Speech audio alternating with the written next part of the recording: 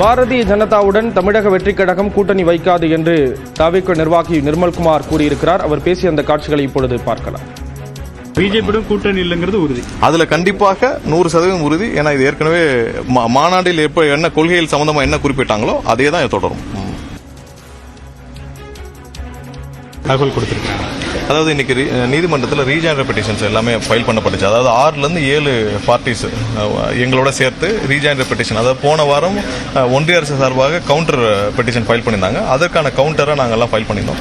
So இது சம்பந்தப்பட்ட arguments எல்லாம் இன்னைக்கு வந்தப்போ புதிதாக என்ன பிஜேபியுடன் கூட்டணி இல்லைங்கிறது உறுதி. அதுல கண்டிப்பாக 100% உறுதி. ஏன்னா இது ஏற்கனவே மாநாட்டில் என்ன கொள்கைகள் சம்பந்தமா என்ன குறிப்பிட்டாங்களோ அதே தான் தொடரும்.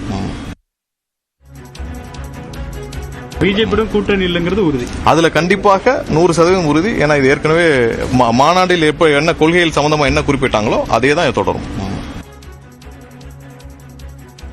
பிஜேபியுடன் கூட்டணி இல்லைங்கிறது உறுதி. அதுல கண்டிப்பாக 100% உறுதி. ஏன்னா இது ஏற்கனவே மாநாட்டில் என்ன கொள்கைகள் சம்பந்தமா என்ன குறிப்பிட்டாங்களோ அதே தான் தொடரும்.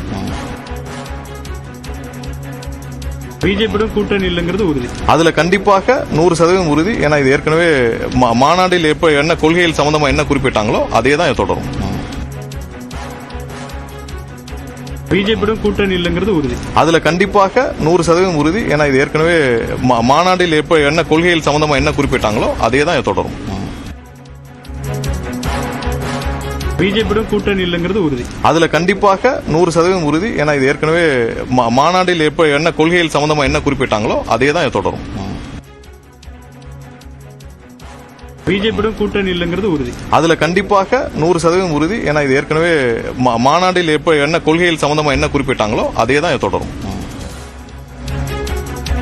பாஜகவுடன் தமிழக வெற்றிக் கழகம் கூட்டணி வைக்காது என்று தவிகவினுடைய தகவல் தொழில்நுட்ப பிரிவு துணை பொதுச் செயலாளர் நிர்மல்குமார் பேட்டியளித்திருக்கிறார். அந்த காட்சிகளை பார்த்தோம்.